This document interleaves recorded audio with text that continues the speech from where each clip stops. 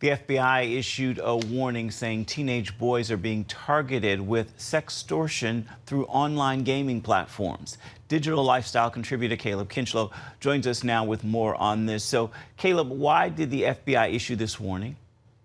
So, Efren, what's been happening is that these teen boys are playing their game and they're spending time talking to these girls. And then the girls get them to go to a social media platform or to their phone, and they ask them to send a nude or embarrassing photo. And then, surprise, it's actually not a girl at all. It's actually some scammer who says, if you don't give me money in the form of Cash App or gift cards, I'm going to release these images to the rest of the internet. And of course, it's an embarrassing and a really shocking, concerning moment for these teen boys and their parents. So, Caleb, what makes this different from extortion? Well, so, the thing is that with sextortion, particularly in this case, is that it is the exploitation of an individual by saying, if you don't provide me either sexual favors or money, I'm going to release some information about your sexual activity, whether that's what you've been doing or even with the images. And that's exactly what's happening here with these teen boys, this terrible form of exploitation.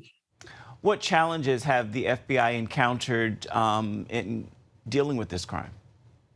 So I reached out to the FBI, and they told me that the challenge has been is that most of these scammers are from other countries and they're hiding out in the shadows. So it's making it very difficult to track who they are and where they are. However, they did tell me they have been working with the local law enforcement in other countries to give them tips and leads to lead to some of these different arrests. So, what are some tips that parents should know to help children avoid falling victim to this?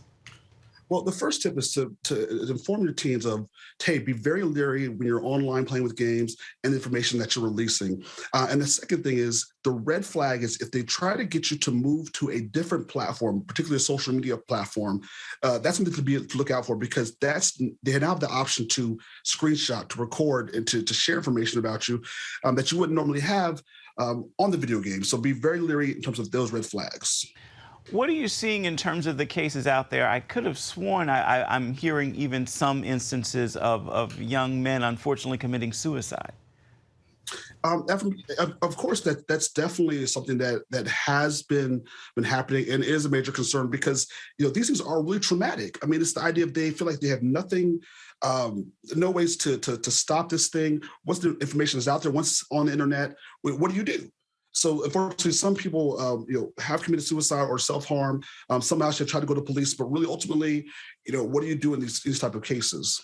Indeed, indeed.